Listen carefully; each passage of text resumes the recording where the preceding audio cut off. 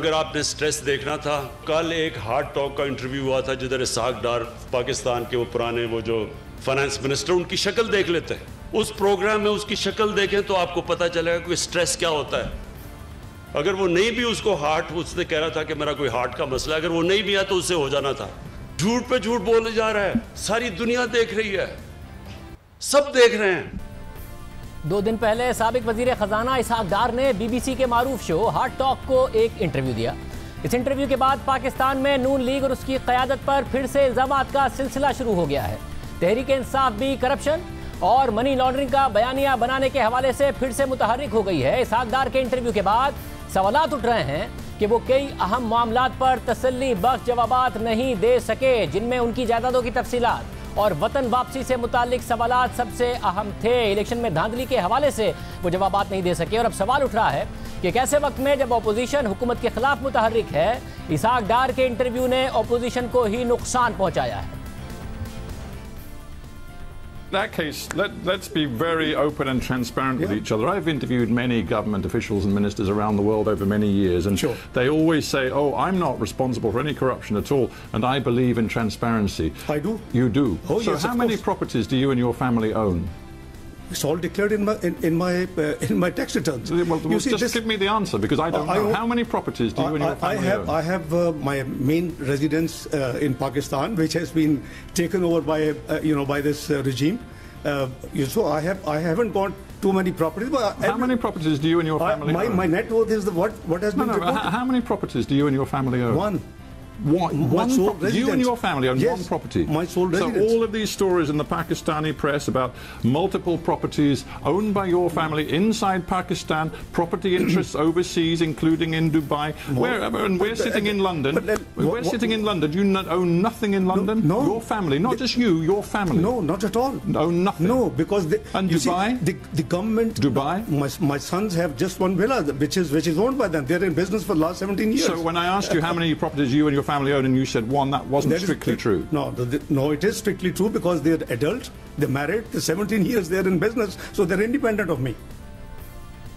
जब से इसहाक डार बैरून मुल्क गए हैं, तब से उनकी जायदादों और वतन वापसी से मुतालिक सवालात उनका पीछा कर रहे हैं। मगर दूसरी तरफ हुकूमत ने इस इंटरव्यू के बाद पाकिस्तान के कुछ सहाफ़ियों के खिलाफ बाकायदा मुहिम चलाना शुरू कर दी है। बाकायदा तहरीक इंसाफ के ऑफिशियल ट्विटर अकाउंट से नाम लेकर सहाफ़ियों पर सवालात उठाए जा रहे हैं, उनके कंडक्ट पर सवालात उठाए जा रहे हैं कि वो करप्शन को छुपाते हैं, इस किस्म का इंटरव्यू नहीं करते हैं जो बीबीसी के सहाफ़ी ने किया। अलबत्ता खुद हुकूमत ने इसहाक डार के इंटरव्यूज़ करने पर पाबंदी लगाई हुई है। सिर्फ यही नहीं, जब हमने नून लीग की मुआशी पॉलिसीज़ के हवाले से इसहाक डार के इंटरव्यू का माजी का एक क्लिप चलाया था, तो हमें हुकूमत की तरफ से मना किया गया कि आप ऐसा भी नहीं कर सकते। मुख्तलिफ सहाफ़ियों ने इसहाक डार के इंटरव्यू भी किए, मगर उन्हें रोक दिया गया। लेकिन आज जब इसहाक डार का इंटरव्यू हुकूमती मौक़िफ़ को सूट कर रहा है, तो पेमरा को भी कोई एतराज़ नहीं है, हुकूमत भी खुश नज़र आ रही है। उनका बीबीसी का इंटरव्यू हर चैनल पर चल रहा है, उर्दू तर्जुमे के साथ चल रहा है, और पाकिस्तानी सहाफ़ियों पर सवालात उठाए जा रहे हैं। अहम बात यह है कि जिन सहाफ़ियों पर इल्ज़ामात आयद किए जा रहे हैं, वो पीपल्स पार्टी और नून लीग के दौर में उनसे सवालात करते रहे, और उस वक्त के हुकूमती रहनुमा भी इन सहाफ़ियों से नाराज़ नजर आए, उन्हें ताने दिए जाते रहे। हामिद मीर साहब भी 2017 में इसहाक डार का इंटरव्यू कर चुके हैं, 2 दफ़ा कर चुके हैं। उस वक्त इसहाक डार हामिद मीर साहब को इमरान खान से दोस्ती का ताना देते रहे, और वो उनसे ये सवालात भी करते रहे। सन 2000 में मनी लॉन्ड्रिंग के हवाले से एक बयान दिया था, जिसको कि आप बाद में ट्रैश कहते रहे, लेकिन मुशर्रफ साहब का दावा है कि वो बयान आपने अपनी मर्जी से रज़ाकराना तौर पे दिया था, और वो बिल्कुल ट्रैश नहीं है। अब आप इस ट्रैश को ख़त्म होने देंगे कि नहीं होने देंगे? प्रॉब्लम ये है कि आपको जो पुराने दोस्त हैं, जो कि उस वक्त दुश्मन बन गए थे आपके 93 में, जब मैं प्रेसिडेंट लाहौर चैम्बर था, वो आपको ब्लेम करना चाहते थे, और आज वो आपके दोस्त सबसे बड़े दोस्तों में शामिल दोबारा हो गए हैं। Be careful, he is going to hit you again. तो उनसे कोई आप जो आपके दोस्त हैं जी, जिनको आप मेरे दोस्त कह रहे हैं, इमरान खान जी जी, वो बार बार कह रहे हैं कि आपकी हुकूमत, जिसके वज़ीर आज़म नवाज शरीफ हैं, उन्होंने जरदारी साहब के साथ डील कर लिया है, जिसकी वजह से अयान अली भी रहा हो रही है, डॉक्टर आसिम की को भी रिलीफ मिल रही है, शर्जील मेमन भी आ रहा है। वो कह रहे हैं डील हो गई आपकी। देखें उनको तो छोड़े ना जी, वो आपसे ज्यादा तजर्बा किसका है उनके साथ? उनकी चीज को आप डिस्काउंट कर दिया करें ना। इमरान खान साहब ने आप पर इल्ज़ाम लगाया था कि आपने पैसे अपने बेटे को भिजवा दिए बाहर। भाईजान, मेरे टैक्स रिटर्न में एक तो ये कि उनको बड़ी अच्छी तरह पता है कि मैं 2002 से 2008 I was financial adviser and head of अपना एक फंड इन यूएई। मेरी वो सारी जो डिक्लेरेशन है इनकम की, वो मेरी इलेक्शन कमीशन रिटर्न में भी जाती रही हैं और मेरे टैक्स रिटर्न में भी जाती रही। Imran Khan is not going to tell me कि जो मेरी लॉफुल अर्निंग है मैं क्या करूं उसका। इमरान खान जब अपोजिशन में थे तो सबसे ज़्यादा इंटरव्यूज़ उन्होंने हामिद मीर साहब को दिए और उस वक्त नून लीग जो हुक्मरान जमात थी वो हामिद मीर साहब को ताने दे रही थी कि वो इमरान खान साहब के दोस्त हैं।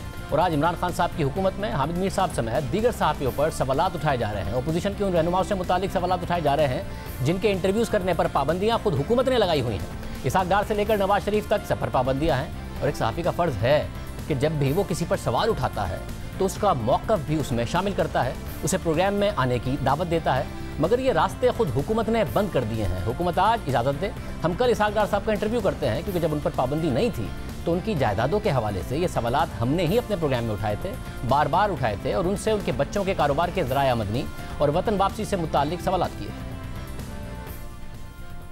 सोर्स ऑफ फंडिंग है, पैसे उनके पास इतने सारे आए कहां से? 52 विलास और ये सारा का सारा मामला, इतने सारे पैसे आए कहां से? 52 विलास खरीदे नहीं गए, बुक किए गए हैं। उसकी एक बड़ी टोकन पेमेंट देनी होती है। ये 52 विलास खरीदे नहीं गए, कभी उनकी ओनरशिप नहीं रही। खान साहब जो केस स्टैब्लिश कर रहे हैं इससे आगे, वो बड़ा अहम है, उसके लिए सवाल बड़ा अहम है कि HDS टावर मैनेजमेंट लिमिटेड में 16,000 दिरहम आते हैं, 1,08,000 दिरहम आते हैं बरतानिया से, टर्की से आए 16,000 दिरहम, 6 करोड़ 10 लाख दिरहम स्विट्जरलैंड से आए हैं। ये पैसा कहां से आ रहा है? उसके बाद जो केस स्टैब्लिश कर रहे हैं वो अहम, ये कहां से आ रहा है पैसा और क्यों आ रहा है? ये बिल्कुल खान साहब की बेबुनियाद बात हैं और वो इल्जामात लगाने के माहिर हैं। वो हमेशा झूठे इल्जामात लगाते रहे हैं। जब खान साहब कुछ भी नहीं थे तो मैं लंदन में डायरेक्टर फाइनेंस था, मैंने 74 में CA किया था। फिर खान साहब किसके पास आते थे? जब लाहौर चेंबर का कौन प्रेसिडेंट था 92-93 में, जिसके पास आगे खान साहब चंदा लेने आते थे? वो कौन सा प्राइवेट दफ्तर था हजवेरी सेंटर जिसमें खान साहब आगे आता था, घंटा मेरा इंतजार करते थे? उन्होंने ग्रुप कंपनीज के नाम कुछ दिए हैं, इनसे भी वो चंदा लेते रहे हैं। अब कोई अगर चंदा आप किसी को दे रहे हैं तो उसने आके आपके अकाउंट थोड़ी चेक किए हैं। कोई ये थोड़ी कहेगा कि ईदी साहब को मैंने चंदा दिया था, इसका मतलब है कि ईदी साहब ने मेरे अकाउंट्स भी चेक किए थे कि मेरी जो सोर्स ऑफ फंडिंग है वो कितनी जायज़ और कितनी नाजायज़ है। अगर आपने शौकत खानम को दिया था तो इसका मतलब ये थोड़ी है कि इमरान खान साहब ने आपकी बैलेंस शीट और अकाउंट्स भी देख लिए थे, सोर्स ऑफ फंडिंग भी देख ली थी। आज वो इल्ज़ाम लगा रहे हैं कि पहले नहीं थे आपके पास पैसे, शरीफ खानदान के पास आप करीब आए हैं तो पैसा एक तो बहुत सारा जो आपके नाम पर है वो शरीफ खानदान का है, और दूसरा जब आप शहबाज शरीफ साहब के करीब आए तब से आपने पैसा बनाना शुरू किया, उनके लिए भी बनाया, अपने लिए भी बनाया। मेरी 2007 के बाद तो मेरी नेटवर्क में डिक्लाइन है, उसमें रिडक्शन है। तो खान साहब इसी जगह पे रुक जाएं, अपने किसी चीज में तो खड़े रहें। आपके ऊपर ये इल्जाम लगाया कि आप दरअसल फ्रंटमैन हैं और इस वजह से कि आपको बहुत सारी चीजें पता हैं और शरीफ खानदान को डर है कि आप कहीं अप्रूवर ना बन जाएं, इसलिए आपको फौरी तौर पर शाहिद खक्कार अब्बासी के जहाज में भेजा गया और आपसे कहा गया है कि आप मुल्क से वापस ना आएं। मैं आपको पूरी जिम्मेदारी के साथ अर्ज कर रहा हूं शाहजेब साहब कि शरीफ खानदान के साथ किसी भी किस्म का कोई बिजनेस ताल्लुक मेरा या मेरे बच्चों का नहीं है। मेरी तो सितंबर में मेडिकल रिपोर्ट मौजूद है कि मुझे जब यहाँ चेकअप हुआ तो मुझे कहा गया कि आप अपने तमाम टेस्ट करवाएं, और वो मेरी जो है प्रॉब्लम अब कंफर्म हो चुकी है। मेडिकल रिपोर्ट्स पाकिस्तान में जाते रहे हैं और मेरी नेक और बैक एक का पुराना प्रॉब्लम है। डॉक्टर साहब, अगर आप कह रहे हैं कि आप अपनी बीमारी की वजह से गए हैं तो जब आप मर्जी से गए हैं तो आपको ये भी पता होगा कि आप मर्जी से कब वापस आ जाएंगे, आपके चेकअप कब पूरे हो जाएंगे। अगर आपको उन्होंने नहीं कहा हुआ कि आप बाहर रहें तो रफली बता दें कब तक आ जाएंगे मुल्क वापस। मुझे जो सर्जन ने, न्यूरो सर्जन ने लंदन हॉस्पिटल में जो डेट दी है, उसने कहा कि 1st वीक ऑफ जनवरी में आपको हम डेट देंगे और हम आपकी ये ट्रीटमेंट करेंगे। सिर्फ यही नहीं, इसी प्रोग्राम में उनके बेटे अली डार से भी हमने इन जायदादों के मुतालिक सवाल किए। इतनी कम उम्र में 10-10 अरब रुपए के 2 टावर, साथ में 52 विलास आपके पास 2007-8 में मौजूद थे बिजनेस शुरू करने के इतने थोड़े से अरसे में, अब से 8-9-10 साल पहले। ये इतने सारे पैसे, सोर्स ऑफ फंडिंग क्या है, कहां से आया आपके पास? एक डेवलपर जो है वो ओनर नहीं होता चीज का। हमने टावर्स डेवलप जरूर किए हैं, हम टावर्स ओन नहीं करते। हम सिर्फ HDS टावर के अंदर टॉप फ्लोर ओन करते हैं जी। आपकी इक्विटी कितनी है इसमें? 20 अरब रुपए में से कितना पैसा लगाया आपने? मेरी इक्विटी HDS टावर को बुकिंग करते वक्त मैंने 5 मिलियन दिरहम्स दिए थे जी। 15 करोड़ रुपए That's it? जी बिल्कुल। जब ये प्लॉट बुक किया था इतने पैसे दिए थे जी। तो बाकी आपने बैंक से लिए? नहीं, मैंने बैंक से नहीं लिया जी। एचटीएस टावर के लिए मैंने कोई पैसा बैंक से नहीं लिया। मैंने प्योर कैश फ्लो मैनेजमेंट की जी, और मैं वाहिद बंदा नहीं हूँ जो ये करता है। Dubai is full of success stories. वो मतलब आपने कब बिजनेस शुरू किया है दुबई में? मैंने जी 2003 में शुरू की। 2003 में आपने शुरू किया है। 4 साल के अंदर अंदर 52 विलास आपने बना लिए, बड़ा पैसा आ गया आपके पास। जब ये 2007 में ये विलास, एक तो हमने खरीदे इंस्टॉलमेंट्स पे थे जी, बुक किए थे। उससे पहले मैं एचटीएस टावर 2005 में शुरू करके 2006-07 में हम ये बेच चुके हुए थे। तो हमारा जो सीड बनी है वो ऑब्वियसली उससे हम पैसा बना चुके थे। We had done business. 2003 का मैंने शुरू किया था, 2007 में ये विलास बुक किए हम। बिटवीन 2007 एंड 2008 ये सारे के सारे 52 विलास बेच चुके हैं जी।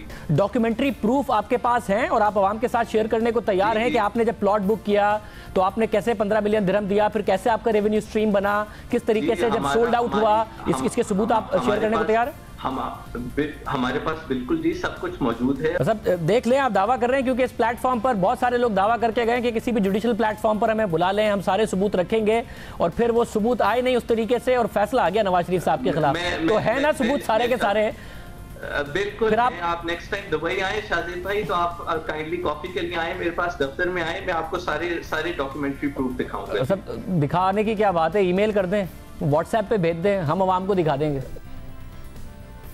ना डार साहब मुल्क वापस आए, ना कुछ और आ सका। हम आज भी तैयार हैं कि इसहाक डार साहब का इंटरव्यू करें, नवाज शरीफ साहब का इंटरव्यू करें। जो कानूनी और अखलाकी सवालात उन पर उठते हैं वो सवालात उनसे करें, मगर फैसला हुकूमत को करना होगा कि किस सियासी रहनुमा के क्लिप्स चलाने पर, इंटरव्यू करने पर कब पाबंदी है और कब नहीं है। क्योंकि इसहाक डार साहब आज भी मफरूर हैं। आज भी पेमरा के कवानीन के तहत उनके इंटरव्यूज़ नहीं चल सकते, उनके क्लिप्स नहीं चल सकते, मगर चल रहे हैं। अलबत्ता ना मुलजिम की हैसियत बदली है, ना इल्ज़ामात बदले हैं, ना पेमरा के अहकामात बदले हैं और ना ही वाक़यात बदले हैं। बदला है तो सिर्फ ये कि हालिया इंटरव्यू हुकूमती मौक़िफ़ की तायीद कर रहा है। यानी कानून एक है मगर मयार दोहरा नज़र आ रहा है।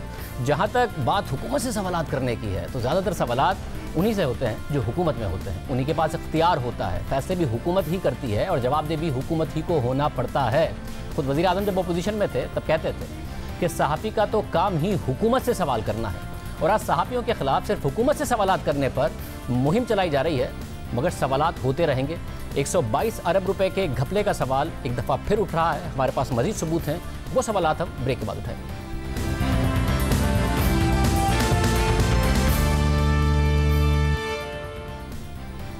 हम बार बार वज़ीर आज़म की तवज्जो इस बात की तरफ दिला रहे हैं कि उनसे गलत बयानी की जा रही है। वज़ारत पेट्रोलियम और पावर के गलत और ताख़ीर से फैसलों की वजह से कम अज़ कम 122 अरब रुपए का नुकसान हो चुका है, मगर फ़ायदा किसका हुआ है? और अपनी गलत बयानी छुपाने के लिए वज़ीर आज़म के मामले ख़ुसूसी बराए पेट्रोलियम नदीम बाबर साहब मुसलसल गलत बयानी कर रहे हैं। उन्होंने एक बार फिर गलत बयानी की है। हमने बार बार ये मसला उठाया है कि खुद वज़ीर आज़म और मिनिस्टर बराए पेट्रोलियम और खुद मामले ख़ुसूसी बराए पेट्रोलियम नदीम बाबर बार बार कह चुके थे कि सर्दियों में गैस की शदीद कमी होगी, मगर वक्त पर LNG के टेंडर्स ना करने की वजह से अरबों रुपए का नुकसान किया गया। मामले ख़ुसूसी बराए पेट्रोलियम ने फिर प्रेस कॉन्फ्रेंस की है और देखिए कि वज़ीर आज़म और आवाम को फिर से गलत बताया है। अगर हम गर्मियों में दिसंबर के ऑर्डर कर लेते तो ये नहीं होना था कि गर्मियों की प्राइस हमें दिसंबर में मिल रही होती, हमें दिसंबर की ही प्राइस मिल रही होती। ये जान के इस चीज़ को बार बार उठाया जा रहा है कि जी पता नहीं हमने क्या गलत काम कर दिया कि सर्दियों का भी माल हमें गर्मियों में ख़रीद लेना चाहिए था। अच्छा भाई, ख़रीद लेते तो कीमत तो वही होनी थी, उससे फ़र्क क्या पड़ना था? फिर गलत बयानी की है। गर्मियों में सर्दियों के लिए फॉरवर्ड कॉन्ट्रैक्ट मौजूद थे, मगर वो गर्मियों की कीमत पर नहीं मिल रहे थे। जब कीमतें $2 से $2.5 गर्मियों में थी तो सर्दियों के लिए $4 से $4.5 का रेट मिल रहा था, जैसा कि आप देख सकते हैं। मगर अगर गर्मियों में ना भी लेते, बाद में भी जल्दी कर लेते, तो मुल्क के अरबों रुपए बचा लेते।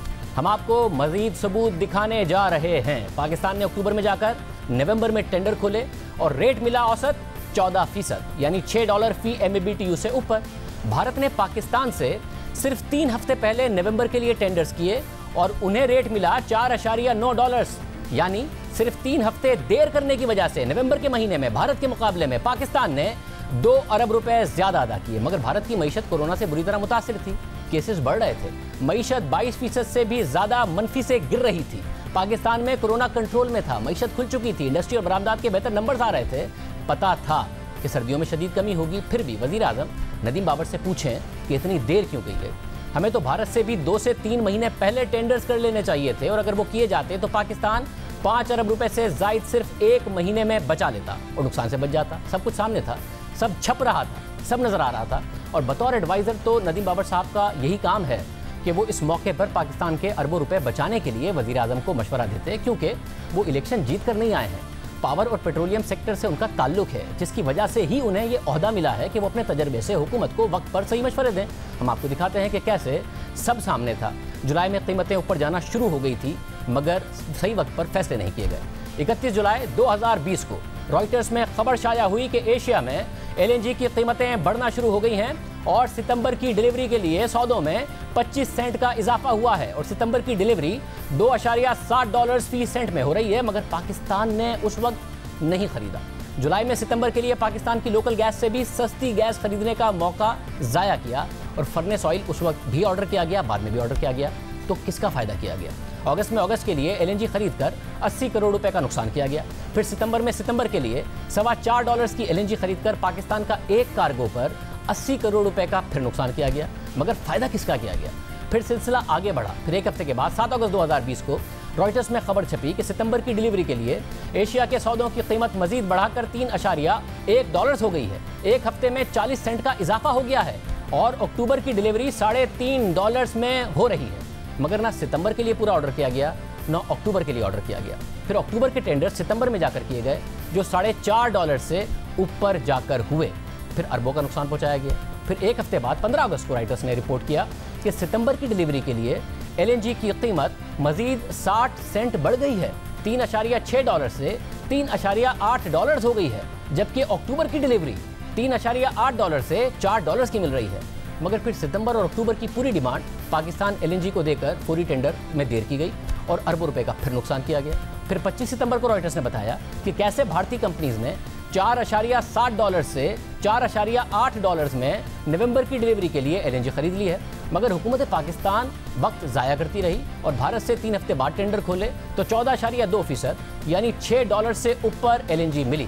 फिर पाकिस्तान के अरबों रुपए ज़ाया कर दिए गए। फिर 9 अक्टूबर 2020 को खबर छपी कि नवंबर की डिलीवरी के लिए कीमतें पिछले हफ्ते से मजीद बढ़कर $5.5 हो गई हैं और दिसंबर की $5.60 है, मगर दिसंबर के टेंडर्स भी वक्त पर नहीं किए गए। जुलाई में जब कीमतें $3 से कम थीं तो पाकिस्तान $4 से $4.5 के फॉरवर्ड कॉन्ट्रैक्ट में दिसंबर के लिए गैस खरीद सकता था, मगर नहीं खरीदी।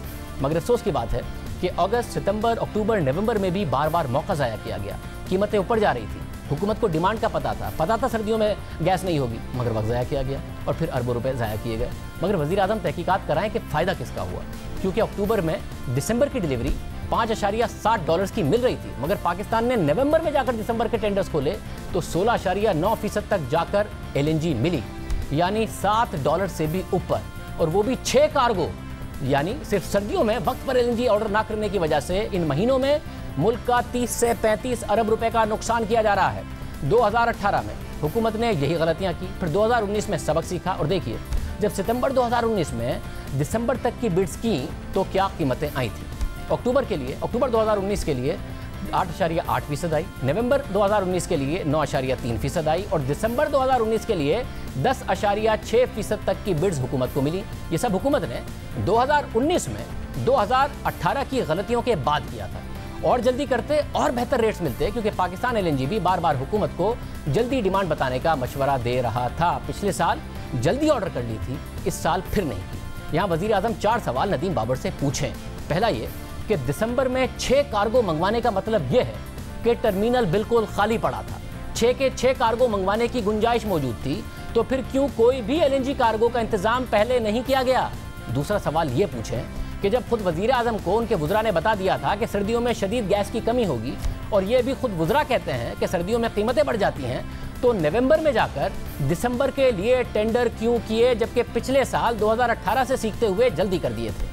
तीसरा सवाल वज़ीर आज़म नदीम बाबर साहब से ये पूछें कि जब अगस्त, सितंबर, अक्टूबर में बार बार नजर आ रहा था कि कीमतें मुसलसल बढ़ रही हैं, बार बार इस हवाले से आर्टिकल छप रहे थे और भारत की मईशत तबाहाली का शिकार थी, कोरोना फैल रहा था, इसके बावजूद क्यों भारत ने नवंबर के लिए गैस पाकिस्तान से 3 हफ्ते पहले ऑर्डर करके अपने अरबों रुपए बचा लिए और वजारत पेट्रोलियम ने पाकिस्तानियों के अरबों रुपए गंवा दिए। चौथा सवाल वजीर आजम नदीम बाबर से पूछें कि ऐसा नहीं था कि नवंबर के लिए अक्टूबर में देर से टेंडर करने वाली गलती पहली गलती थी जो दिसंबर में दोहरा दी गई, बल्कि यह गलती तो वो अगस्त और सितंबर में कर चुके थे और अरबों रुपए का नुकसान कर चुके थे।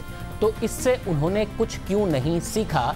किसका फायदा किया गया जब मुल्क का अरबों रुपए का नुकसान किया गया? हम आपको खुद हुकूमती दस्तावेजात दिखा देते हैं। नदीम बाबर साहब महज लफ्जी दावे कर रहे हैं, मगर हम इन दस्तावेजात का आपके सामने रखते हैं क्योंकि वो इन दस्तावेजात का जवाब नहीं दे रहे हैं जो खुद हुकूमत की अपनी दस्तावेजात हैं। पाकिस्तान ने जुलाई में सितंबर के लिए टेंडर किया और 5.73% का पाकिस्तान की तारीख का सबसे कम LNG का सौदा हुआ और पाकिस्तान इसमें कामयाब हुआ। अगर उसी वक्त अगस्त के लिए दूसरा टेंडर कर लेते तो 7.8% पर बिड आई थी, मगर नहीं लिया। फिर अगस्त में जाकर अचानक अगस्त के लिए टेंडर किया जो 9.3% पर मिला, जो आपके सामने स्क्रीन पर है। यानी जुलाई में अगस्त के लिए किए गए टेंडर से $5 मिलियन या 80 करोड़ रुपए ज्यादा।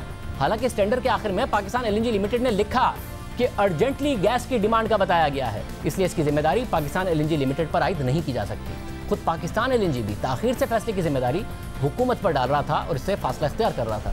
अगर इस गलती से भी सबक सीख लेते तो पाकिस्तान के अरबों रुपए बच जाते, मगर वजीर आजम उनसे पूछें कि यही गलती फिर सितंबर में क्यों दोहराई। पाकिस्तान ने अगस्त में सितंबर के लिए टेंडर किए तो बिड्स में 6.95% और 7.96% आई। इससे अगली बिड थी 8.43%, मगर सिर्फ 2 कार्गो का टेंडर किया गया और सितंबर में जाकर अचानक सितंबर के लिए टेंडर किया तो LNG खरीदी 10.88% पर, यानी फिर $5 मिलियन या 80 करोड़ रुपए से ज़्यादा का नुकसान कर दिया।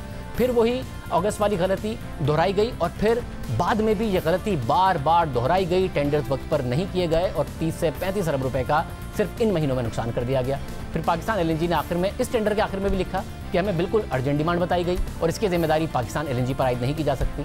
इसलिए वजीर आजम नदीम बाबर साहब से पूछें कि अगस्त में, फिर सितंबर में, फिर अक्टूबर में, फिर नवंबर में, फिर दिसंबर में, फिर यहाँ तक कि जनवरी और फरवरी तक के कार्गो के लिए क्यों बार बार अरबों रुपए ज़ाया किए गए और गलतियों से नहीं सीखा गया? किसको फ़ायदा पहुँचाया गया? अभी नदीम बाबर साहब कह रहे हैं कि जल्दी LNG सस्ते दामों नहीं खरीदी जा सकती, मगर जब हमने अगस्त और सितंबर की गलती की निशानदेही की तो उन्होंने ये नहीं कहा था कि पहले हम सस्ती LNG नहीं खरीद सकते थे, बल्कि उस वक्त उन्होंने जिम्मेदारी के इलेक्ट्रिक पर डाल दी थी। जब हम दस्तावेजात सामने लाए तो वो ये बात कर रहे हैं, उस वक्त ये बात नहीं कर रहे थे।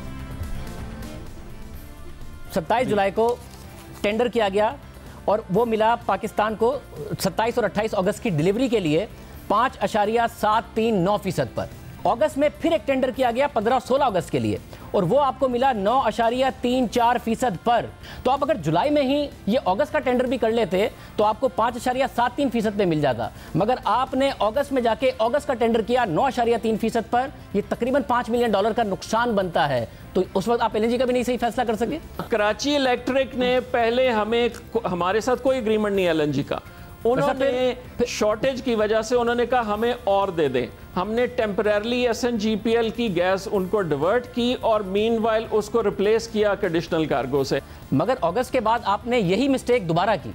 अगस्त में आपने टेंडर किया, 2 टेंडर्स मिले 12 की पे चल रहे हैं। बात तो सुन ले, सितंबर की डिलीवरी के लिए एक 7.9% पर और एक 25 से 26 सितंबर की डिलीवरी के लिए 6.9% पर।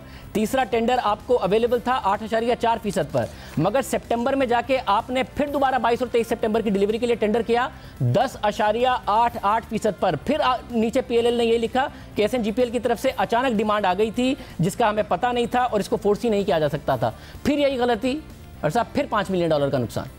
मैं आपको बार बार यही कह रहा हूँ शाहजेब कि जो डिमांड पावर सेक्टर देता है हम उसके हिसाब से LNG मंगवा लेते हैं। अगर कराची इलेक्ट्रिक की डिमांड नहीं शामिल थी और वो ऐड करते हैं लास्ट मिनट पे तो हम उस वक्त जो स्लॉट अवेलेबल है हमारे लिए। फिर हमने दस्तावेजात से साबित कर दिया कि के इलेक्ट्रिक की तो अचानक डिमांड आई ही नहीं थी और उनके अपने सितंबर के बयान दिखा दिए तो उन्होंने सस्ते दामों LNG खरीदने की बात को ही बेवकूफ़ी कह दिया और प्रोग्राम में दिखाई गई दस्तावेजात का जवाब नहीं दिया। के इलेक्ट्रिक को 2018 से 190 MMCFD गैस मिलने लगी, मगर नदीम बाबर और उमर अयूब साहब ने दावा किया कि अगस्त और सितंबर में अचानक के इलेक्ट्रिक की तरफ से डिमांड आने की वजह से LNG आखिरी वक्त में ऑर्डर की गई जिसकी वजह से महंगी पड़ी। हम आपके सामने मजीद हक़ाइक़ रखते हैं। हुकूमत ने जून में के इलेक्ट्रिक को 198 MMCFD LNG दी, जुलाई में 121 MMCFD LNG दी, मगर अगस्त में उससे कम यानी सिर्फ 73 MMCFD LNG दी और सितंबर में मजीद कम यानी 66 MMCFD LNG दी। यानी अगस्त और सितंबर में के इलेक्ट्रिक की तरफ से अचानक ज्यादा डिमांड नहीं आई थी, बल्कि हुकूमत ने उल्टा जून और जुलाई के मुकाबले में के इलेक्ट्रिक को कम LNG फराहम की थी, और इन 2 महीने में LNG ना सिर्फ जून और जुलाई से कम दी गई, बल्कि उतनी ही दी गई जितनी गुज़िश्ता बरस अगस्त और सितंबर के महीने में दी गई थी। यानी कुछ अचानक नहीं हुआ था कि जिसकी वजह से हुकूमत ये दावा करे कि बिल्कुल आखिर में जाके इलेक्ट्रिक की डिमांड का पता चला, इसलिए महंगी LNG खरीदी गई। वज़ीर आज़म अपनी टीम से पूछें कि क्यों देर से LNG ऑर्डर करके 1.5 अरब रुपए तक का नुकसान पहुंचाया गया। इन सबूतों का आज तक जवाब नहीं दिया गया। मगर ऐसा नहीं है कि गलती से रोकने के लिए हुकूमत को वार्निंग नहीं दी गई थी। पाकिस्तान LNG लिमिटेड, जिसकी जिम्मेदारी है कि मुल्क में LNG लाए, वो बार बार वजारत पेट्रोलियम को 2018 से लिखती रही कि बेहतर कीमत पर LNG लेने के लिए वक्त पर डिमांड का बताकर जल्दी टेंडर करने का कह दिया करें। हम फिर हुकूमती दस्तावेज़ात आपके सामने रख देते हैं और उम्मीद करते हैं कि वज़ीर आज़म खुद इसकी तहकीकात कराएं कि क्यों इस सब के बावजूद मुल्क का 122 अरब रुपए का नुकसान किया गया। नवंबर 2018 में वजारत पेट्रोलियम को पाकिस्तान LNG लिमिटेड की तरफ से खत लिखा गया कि सुई नॉर्थ ने 25 अक्टूबर को अपनी दिसंबर, जनवरी और फरवरी की LNG की जरूरत का बताया है और प्रोक्योरमेंट के लिए दरकार वक्त का ख्याल नहीं रखा है।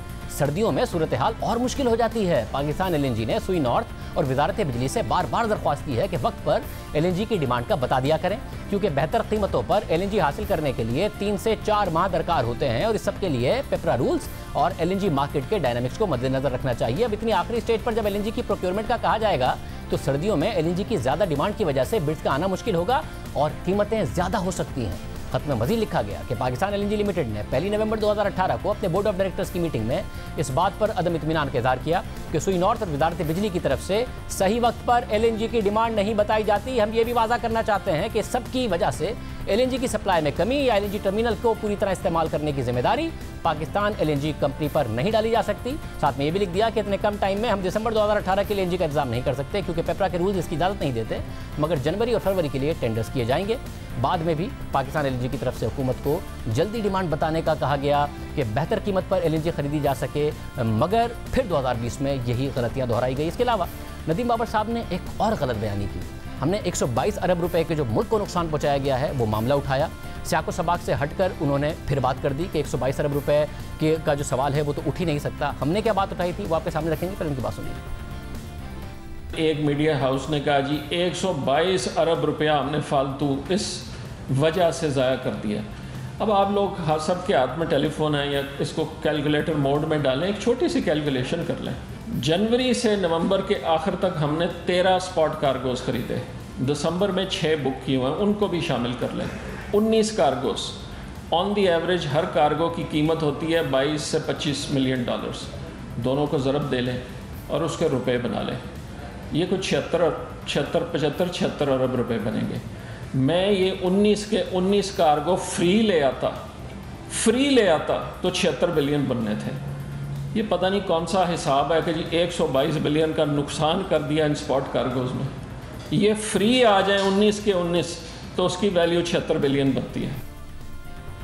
और फिर गलत बयानी कर दी कि और कह दिया कि जो इस साल की LNG है सिर्फ उसकी कीमत बताई गई है। हमने एक चीज़ बताई थी कि कैसे 122 अरब रुपए बनते हैं। देखिए,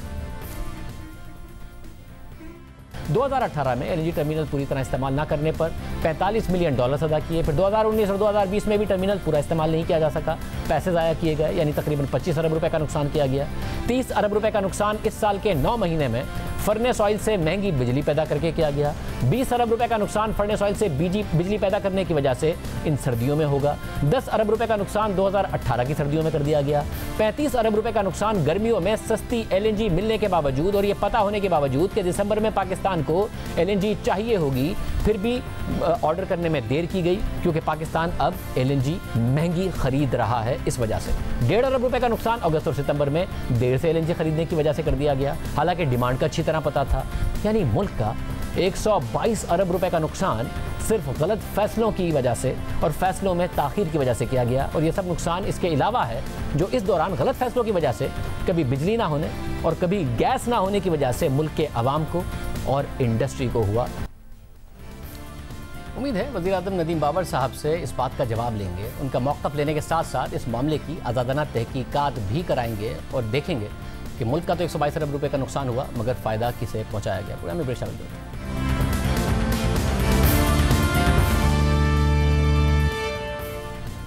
इस्लामाबाद हाई कोर्ट ने साबिक वज़ीर आज़म नवाज शरीफ को अल अज़ीज़िया और एवनफील्ड रेफरेंस में इश्तिहारी करार दे दिया है। आज होने वाली समाअत के दौरान जस्टिस आमिर फारूक ने नायब प्रोसिक्यूटर से पूछा कि बताएं हमें आगे क्या करना चाहिए। नए प्रोसिक्यूटर ने जवाब दिया कि नवाज शरीफ की अपीलें मेरिट पर मुस्तरद कर देनी चाहिए। जस्टिस आमिर फारूक ने रिमार्क्स दिए कि आइंदा समाअत पर अदालती मिसालें पेश करें कि इश्तिहारी मुल्जिम की अपील का क्या किया जाना चाहिए। दौरान समाअत नए प्रोसिक्यूटर ने मौका अख्तियार किया कि अदालत के सामने सरेंडर ना करने पर नवाज शरीफ को अलग से सजा हो सकती है, जिस पर जस्टिस आमिर फारूक ने रिमार्क्स दिए कि अगर इस मामले में सजा हो सकती है तो फिर अपीलों पर भी मेरिट पर फैसला हो सकता है। अदालती रिमार्क्स सामने आए कि इस अदालत ने अरशद मलिक का कंडक्ट भी तो देखना है, क्योंकि उसके असरात डायरेक्ट फैसले पर हैं। जज अरशद मलिक ने भी एक बयान हल्फी दिया था जिसे रिकॉर्ड का हिस्सा बना दिया था। जस्टिस आमिर फारूक ने रिमार्क्स दिए कि मुल्जिम अगर मफरूर हो भी गया तो अदालत ने कानून तो देखना है। अदालत आज की समाअत का तहरीर हुक्मनामा कल जारी करेगी। हुकूमत मुसलसल नवाज शरीफ को वापस लाने के दावे करती रही है। वज़ीर-ए-आज़म इमरान खान ने अपने हालिया इंटरव्यू में कहा कि नवाज शरीफ को वापस लाने के लिए खुद बरतानिया जाना पड़ा तो बरतानवी वज़ीर-ए-आज़म बोरिस जॉनसन से जाकर बात करें। इस वक्त हम ब्रिटिश गवर्नमेंट से बात कर रहे हैं। हम चाहते हैं, वो चाह रहे हैं, ये दो चीज़ें हैं ना, अगर एक्सट्रेडिशन मांगते हैं तो वो लंबा प्रोसेस है। हम कह रहे हैं कि डिपोर्ट करो। डिपोर्ट अभी हो सकता है क्योंकि ये झूठ बोल के यहाँ से गया था कि इसको बीमारी है, वहाँ जाके इलाज उलूज करवाया नहीं और वहाँ इंतज़ार करता रहा कि एनआरओ मिलेगा, जब नहीं मिला तो अब ये इसने शुरू कर दिया। हुई डिपोर्ट के लिए? जी, उनके ऑफिशियल से हमारी बातचीत चल रही है, रेगुलर बातचीत चल रही है। हमारी पूरी कोशिश है कि अब इसको हम डिपोर्ट करवाएं। तो आप प्रीमियर लेवल पे आप भी इस पे आएंगे अगर मसला हल ना हो? अगर मुझे जाना पड़ा तो फिर मैं बोरिस जॉनसन से बात करूंगा। इसको वापस लाएंगे हर सूरत में? जी। अब देखते हैं कि हुकूमत इस अदालती फैसले के बाद क्या करती है। प्रोग्राम में शामिल करते हैं। कोरोना के हवाले से मजीद बुरी खबर सामने आई है। एक दिन में होने वाली अमवात की तादाद तेजी से बढ़ रही है और गुज़िश्ता 24 घंटों में 75 अफराद कोरोना से इंतकाल कर गए हैं। मस्बत केसेस की शरह 8% हो गई है। एहतियात कीजिए, मास्क पहनिए, कोरोना से महफूज रहिए। दादी अल्लाह हाफ़िज़।